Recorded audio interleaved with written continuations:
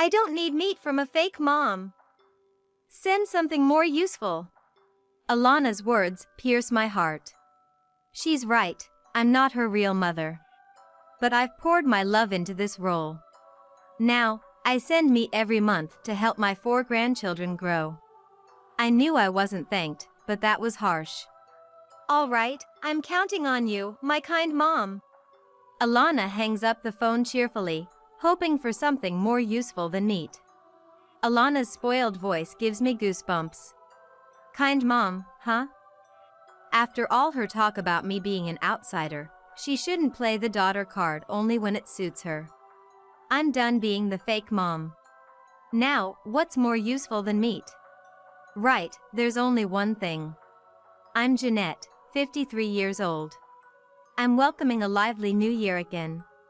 Usually, it's just my husband Jeffrey and me in our quiet house, but it becomes a precious day when our daughter and her family come to visit. Our only daughter, Alana, is 32 and has 4 children. The oldest is 13, followed by 9, 7, and 6. They're all adorable girls. When Alana was about to graduate from high school, she said, "I'm pregnant." I was worried about what would happen. She didn't go on to junior college as planned, but instead got married and had a baby. Jeffrey had mixed feelings about Alana marrying young. But Alana's words eased Jeffrey's mind. I fell in love with someone as kind as you, Dad. I'm still a kid myself, so I don't know how to raise one. Dad, Mom, you'll help me, right? No parent wants to abandon their child. We did our best to support her after the birth. And now, Alana's 4 children have grown into well-mannered, gentle kids, and when we give them pocket money, "Thank you, Grandpa and Grandma," they all say thank you in unison with smiles. Now, Mom will take care of your precious allowance so you don't lose it. The children, quickly relieved of their allowance, looked a bit sad. Alana's husband, Gil, is 5 years older than her. He felt unreliable when they first got married, having just started his job, but now he's a respectable working adult. I have to take a plane to see them now. Leaving Alana and the kids in their hometown, Gil has been transferring alone across Japan. That's right. It's lonely since I can only see Gil 2 or 3 times a year. Alana leans on Gil's shoulder. Despite being in front of parents and children, she's a bit bold, maybe because of the alcohol. You say that, but you probably think it's easier when I'm not around, right? No way! I want to be with my beloved Gil all the time. I hope your next transfer is close by. Alana, you're still as cute as ever. Their affection for each other is so evident it's almost embarrassing. But for the first 3 years of marriage, there was always tension in the air. I'm going to divorce him. Alana coming back to our house saying this wasn't just once or twice. They used to fight over trivial things, but their relationship improved when Gil started working away from home. Being together all the time tends to highlight the annoying traits of the other. Being apart most of the time probably makes it easier to be kinder on the days they do meet. Thanks to that, they had 3 more children after he started working away. Now, just as the joyful New Year's time is about to end, the youngest, Jeanette, says, I want to stay overnight at Grandma's house. She said, Oh, that's great, stay over. Can the kids stay by themselves now? Grandpa is on holiday too, so I can be with you. Jeffrey is happy, unlike Alana, who looks bitterly reluctant. But, Dad, you'd hate to take care of noisy kids during your precious holiday, right? We shouldn't bother you, we'll go home. It's okay, leave it to me. But Dad, you're all about work. You're not used to dealing with kids, how can you take care of them? Jeanette is giving me a look as if she's pleading. Alana, it's okay. I'll help take care of them too. Besides, they're all good kids and not much trouble. Huh? Exactly. Let the grandkids have some fun with us for a change. We hardly get to see them, and Alana, You're always caught up with taking care of the kids and work. You need some time off away from the kids. You and Gil should enjoy some quality time together, just the two of you. Ah, thank you. Alana finally agrees, but her eyes aren't smiling. It's been a while since we had a sleepover. Alana's house is just a 10-minute walk from ours, but I haven't been to her place in nearly a decade. She doesn't visit often with the kids because she's busy with work. We only see the whole family during the Oban festival and New Year's when Gil comes home from his work assignments. As I head to the bedroom to prepare the futons, excited, Alana follows me. Don't do anything unnecessary. Suddenly, she advises me from behind. Don't ask the kids about my job or what we usually eat. I don't want outsiders prying into our family life. It seems she's aware it would be troublesome if someone asked about their family situation when she's not around. I nod in agreement. Then Alana extends her right hand. A handshake? What's this about? Confused, Alana smirks. The rental fee for the kids is $100. What? That's absurd. The kids aren't objects. Oh, is that so? Then I'll take the kids back with me. I'll just say Grandma didn't want them to stay over. That taking care of them is too much hassle. That they're a nuisance. What? Don't do that. The kids would be sad, wouldn't they? They might start to dislike you. Dad might even think you're terrible. Frightened, I see Alana extend her hand again. Reluctantly, I take a $100 bill from an envelope in the dresser drawer. Huh? That's not enough. Alana takes the $100 and snatches the envelope from my hand. It's $100 per child, so that'll be $400, please. I've had plenty of kids, so I'm in luck. My dear children can't be rented out so cheaply to strangers. The emphasis on stranger stings deeply. Alana and I are, indeed, strangers. I met Jeffrey at work. He was a capable person but never involved in important projects and always left on time, which I found odd. Later, I learned he was a single father, which explained his frequent absences. Jeffrey, widowed by his first wife, was raising his elementary school-aged daughter Alana alone. I was drawn to Jeffrey's sincere and kind nature and aggressively pursued him, managing to start a relationship, though initially. He said marriage was out of the question. He wanted to prioritize his sensitive daughter during that critical time in her life. Such integrity was typical of Jeffrey. However, as our relationship progressed, Alana began to encourage the idea of marriage herself. Please become my mom. It was a joyous push from her that led us to marriage. You see, I was jealous of my friends who have moms. I'm happy to have a mom too. My mom. I love you, my very own mom. At the time, 9-year-old Alana fully embraced me with her affection. She was naturally a very friendly child. She wasn't the type to hold back her thoughts or endure quietly, and we quickly got along well enough to argue like a real mother and daughter. Once we started living together, it turned out she was far less inclined to hold back than I thought. Your homemade hamburgers are awful. I can't eat this, take me to a family restaurant. Is this what being 9 years old is like? I was taken aback by her harsh words.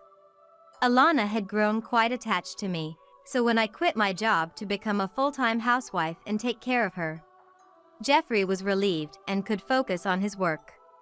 But when it was just the two of us, Alana transformed from a sweet little girl into a completely different person with a tough attitude. Since it was odd to be reserved just because we weren't related by blood, I calmly asked her, "Did it taste bad? What didn't you like about the hamburger?" A hamburger with just ketchup is ridiculous. Oh, did you skimp because I'm a kid? It has to be like a restaurant with demi-glace sauce, not this kiddie hamburger. I can just throw this away, right? That's not right. Don't waste food. Besides, I made it with all my heart, hoping you'd like it. Alana sneered at my desperate attempt to be a mother. If I made mud pies with all my heart, would you eat them? That's hilarious. What are you saying, Alana? So, let's go to a family restaurant, Mom. Alana was scary. In the end, as usual, she would cling to me affectionately, and I would shudder. This has been the pattern for about 20 years, showing her true self only in front of me. Otherwise, Alana has always been a good girl. To Jeffrey, she has always been and will always be his cherished daughter. Because we had just become a family, because it was her rebellious phase, because it was puberty. I had always believed that Alana's attitude would eventually soften, but that day never came. There were also times when I wanted to have a child with Jeffrey. But I couldn't bring myself to think that having a sibling in this situation would be a positive thing for Alana. I told Jeffrey that having Alana as our precious child was enough, hiding my desire for more children. And now, I can't even bring myself to tell Jeffrey about Alana's true nature. We were only a happy family on the surface. So, it's out of the question for me to step into Alana's family life. But Alana's children are fond of me, so they come to play at our house 2 or 3 times a week. After school, they'd come home saying, "We're home," as if it were their own house. My eldest granddaughter, Isla, would say, "I want Grandma's hamburgers." As for the youngest granddaughter, Jeanette, "No. I definitely want steak. Now, no fighting. Let's settle this with rock, paper, scissors. If you don't play, you lose. Rock, paper, scissors, shoot." The children engage in adorable quarrels. Isla, the eldest, takes care of the younger ones. Normally, they are quiet, speak little, and are understanding children. That's just a facade. In front of their parents or others, they might be holding back or nervous, appearing very well behaved. But they show me all sorts of expressions, both happy and angry. When the child who lost at rock, paper, scissors started to cry, I said, "All right, just for today," deciding to fulfill everyone's request. Yay! The children jumped for joy, laughing and saying Grandma always says, "just for today." For my adorable grandchildren, I'm willing to make things special any number of times. Grandma's food is the best. You know, Grandma Isla's hamburgers are really good too. Jeanette naturally complimented her. Despite being the 6-year-old youngest, she seems to be considerate of those around her. It's a good thing, but it also makes me a bit sad. They feel they have to be good because of their environment. Is that so? Isla is good at cooking, huh? Hee, I'm like their mom. Isla looked embarrassed. The middle schooler apparently cooks meals regularly. As for their mother, Alana, she's not here. Mom's gone today too, Jeanette said while munching on her meal. Every month, I prepare a package filled with 20 kilograms of meat, ready-to-eat meals, and snacks. It's for Alana's family. Since they live within walking distance, I'd prefer to deliver it in person. But Alana seems to avoid meeting me, and she dislikes me loitering around her place. So, I reluctantly resort to delivery services. Alana told me several times, "Don't bother with your ostentatious appeals. I have no intention of letting you see the grandchildren," and coldly pushed me away. I'm not looking for anything in return. I genuinely want to help the kids. I just want the children to have enough to eat. It might annoy Alana, but she accepts the packages because they're free. One day, unusually, Alana called me. "The meat has arrived for this month." I've never received a thank you call from her. I can't help but be wary. The contents are mediocre again. The kids aren't happy with the cheap snacks from the supermarket. Maybe old people don't understand that high-end sweets would be better. As expected, it wasn't a pleasant call. It's probably Alana who wants the high-end sweets. I thought the kids would like chocolates and snacks. Of course, meals are important too, so I hope they eat plenty of meat. Huh? What do you know? I can hear Alana's snickering laughter. It's pathetic seeing an old person trying so hard to appeal. As if meat could win over the kids' affection. You're not really thinking you're their grandma, are you? I can only imagine the twisted smile on Alana's face over the phone. I don't want to picture it, but her face comes clearly to mind. Don't get it twisted. You're not a grandma. Because I'm not your daughter. We're strangers. The idea of a fake mom playing grandma is just hilarious. And then Alana made it clear. I don't need meat from a fake mom. Send something more useful. I fall silent for a moment. Then, Alana changes her tone, suddenly showing concern for my well-being. You know, Mom, you're getting on in years, right? I'd feel terrible making you carry big, heavy packages. It'd be awful if you fell and got hurt. So, from now on, just send small, light envelopes. That'd be easier for you, right? Such insincere words. No matter how difficult it is to carry, the purpose of sending meat directly is because it goes into the children's mouths. Meat is essential for the children's growth. Something more useful. A solution came to mind. Ah, I see what you mean. As I finally caught on. All right, I'm counting on you, my kind mom. Alana cheerfully ended the call. Alana's spoiled voice gives me goosebumps. Kind mom, huh? After all her talk about being strangers, I wish she wouldn't act like a daughter only when it suits her. I can't keep up this fake mom act any longer. I'm determined. The next day, the children rushed into our house. Grandma, help! Dad and Mom are fighting. I'm glad I told them to come to our house immediately in case of any trouble, so as not to involve the children in adult conflicts. Leaving the younger ones with Isla, I hurried to Alana's house alone. Their apartment isn't old, but the sound of a man and woman arguing can be heard from outside. Hesitating for a moment, I forcefully opened the front door. You! There's no partition between the entrance and the room. As soon as Alana saw me, her eyes widened with anger, and she approached menacingly. Don't stick your nose where it doesn't belong. Stick my nose? I just did what you told me to. What? Remember?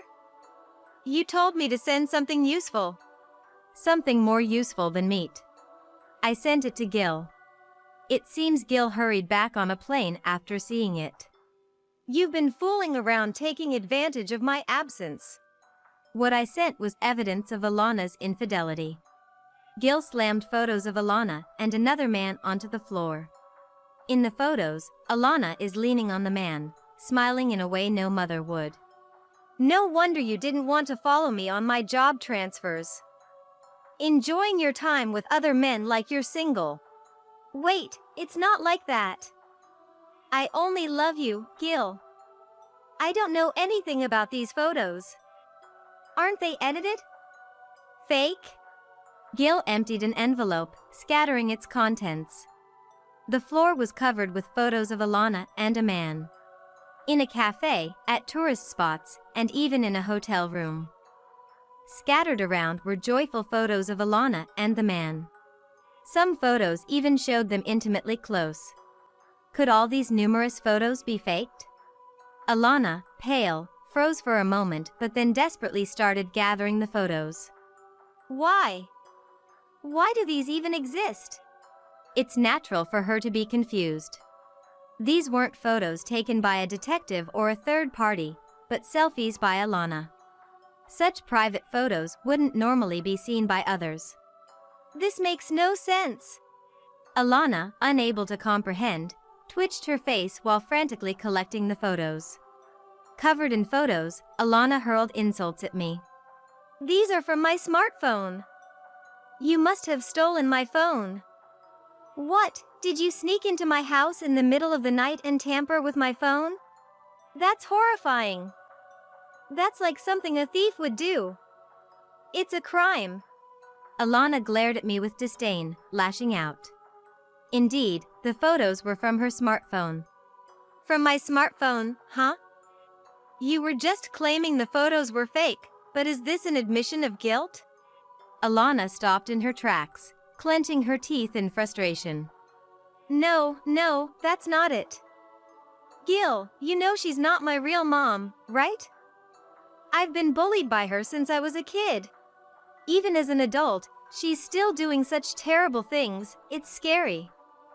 Gil, don't believe anything this fake mom says. Trust me. She seemed to switch to a tearful plea, reaching out weakly to Gil. A real mom wouldn't do such awful things. She wouldn't lie about me cheating and corner me like this. Tears started to roll down her cheeks. I've always been suffering. Don't believe anything this mean, fake mom says. Gil, faced with a woman in tears, seemed to lose his earlier resolve. As Alana's cries filled the room. Suddenly, the front door opened. You're the fake mom. Isla entered and declared firmly, with Jeanette and the others visible behind her. Despite being told to wait at home, they couldn't stay put. Alana's crying ceased abruptly. Huh? I'm obviously your mother. Isla shook her head slightly. You might have given birth to us, but you've never acted like a mother. You were too busy with men, hardly ever home. That's what a fake mom does. Don't be cheeky. Then how have you been living? Who do you think has been taking care of you? The children all had healthy, rosy cheeks. A sign of good health, but not thanks to Alana. The one taking care of them is Isla. I almost said it without thinking. Even though Isla is just a middle schooler, she's been a great sister, taking good care of the younger ones. She's always preparing meals, and all the children help with cleaning and laundry. You're all doing great. Don't act like you know everything. I do know. Alana was unaware that the children frequently visited my home. If she knew, it would lead to complications, so naturally, I kept it a secret, and even the young children did the same. Jeffrey, mostly returning home late from work, was also oblivious. This was a secret shared only between the children and me. I wished I could have done more for them, but Alana would have outright rejected any such attempts. I couldn't risk the children being confined because of my meddling, so they would relax at my place only when Alana was not around. Upon learning the truth, Alana exploded in anger. Don't do whatever you please. That's kidnapping. You've kidnapped them. The children just couldn't say no. Don't involve them in your play acting. Mom, stop it. It was Isla who intervened. She looked sadly at Alana, her voice strained. We belonged at Grandma's place. You're the one who shouldn't act like a mother, you did nothing for us. I'm the one who found the photos on your smartphone. What? I took the photo data and gave it to Grandma. What? You betrayed me? That's terrible. Alana scorned Isla as if she were something vile. Instinctively, I slapped Alana's cheek. The worst one here is you, Alana. Alana had no right to criticize Isla, having neglected her maternal duties to enjoy affairs. Had the children not relied on me, they would have continued to suffer in silence at home. The young children, always hungry, carrying their loneliness. Alana's obliviousness to this horror filled me with disgust. Alana, holding her cheek, widened her eyes in shock. As the room fell silent for a moment, the half-opened front door creaked. Alana. Jeffrey stood there, looking as if he was about to cry. Dad? Alana, what's this about? Neglecting Isla and the others for an affair? No, it's not like that. Since there's not a single difference, no good excuse comes to mind. Alana, faltering, was approached by Jeffrey with determined steps. Alana. Dad, it's not like that. Mom's just lying. Alana clung to Jeffrey like a child. No, you're on my side, right? Dad, believe me. Don't be fooled by Mom. To Jeffrey, Alana was his only beloved and gentle daughter. Tears streamed down her cheeks. However, Jeffrey did not wipe away Alana's tears. So you're the one who's lying. The children clung tightly to me.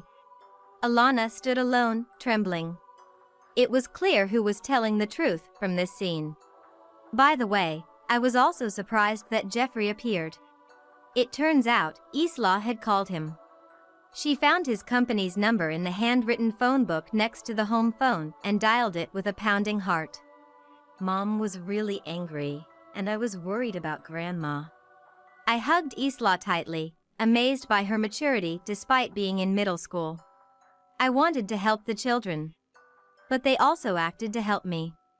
Their bravery brought tears to my eyes. Alana, exposed by her own husband and father, collapsed weakly upon the evidence-laden floor. It was the moment the facade she had maintained for 30 years crumbled. Do you enjoy destroying other people's families? Alana muttered this resentfully, glaring at me. The one who destroyed the family was you yourself, wasn't it? Alana, crying with a flushed face, resembled a small child. Gil and Jeffrey could only stare at her silently. I ushered the children into another room, sparing them from witnessing Alana's disgrace any further. After all, she was still their mother. The children always waited for Alana's return at home. Knowing she might not come back that night, yet they never stayed at my house. This was a precaution to keep their visits from being discovered, but deep down, I felt they were still waiting for their mother. Gil, I was lonely without you. That's why I cheated. But I truly love only you, Gil. I'm sorry, I'm so sorry. I don't want to be apart from you anymore. I'll follow you on your job assignments, okay?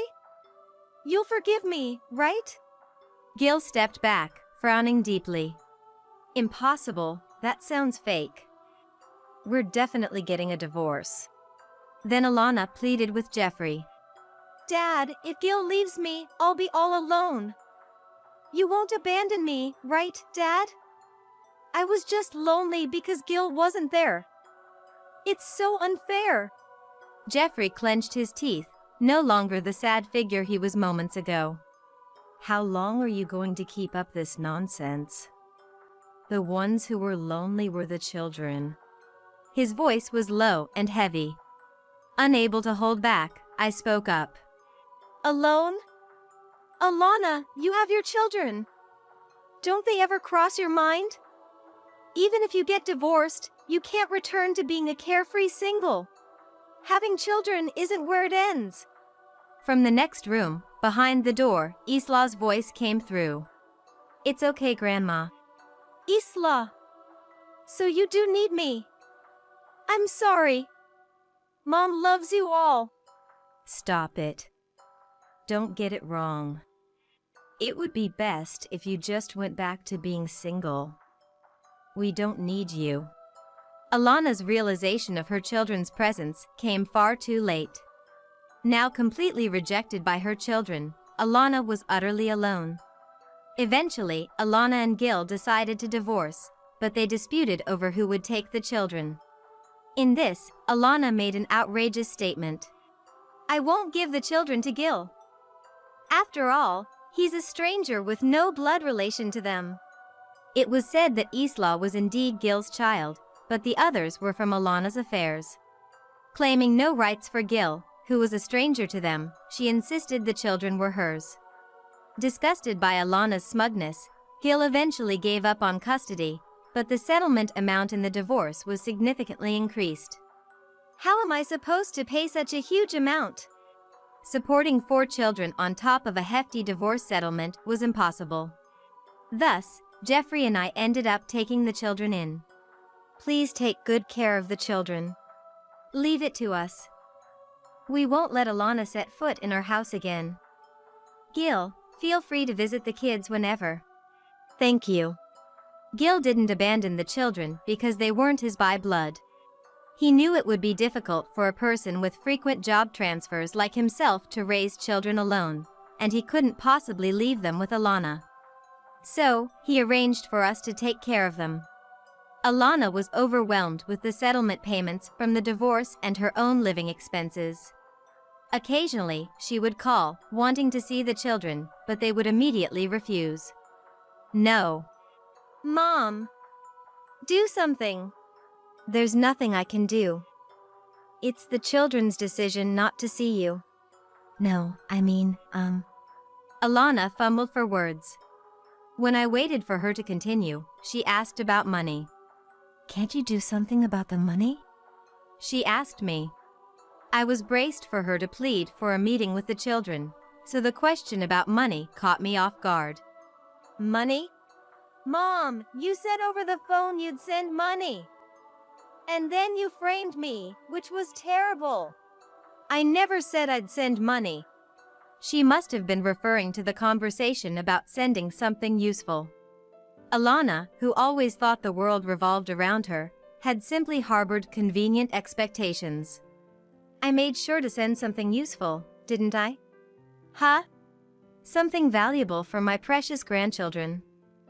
I realize that anything that causes them pain is unnecessary, even if it's their biological mother. You're the worst. I'm your daughter too.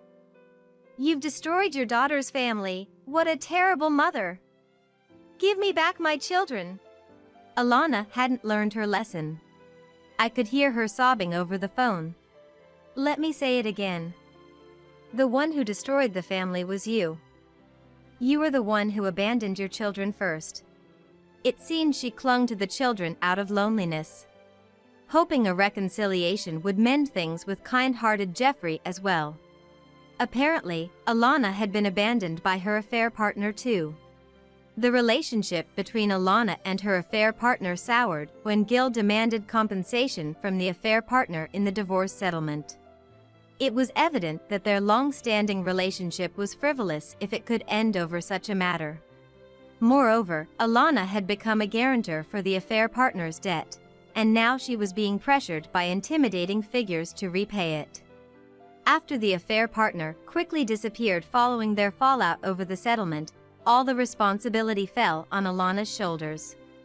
Before things turned sour, Alana might have thought of using the money from me to help her beloved partner out of trouble. A naive kindness she harbored during her romantic escapades.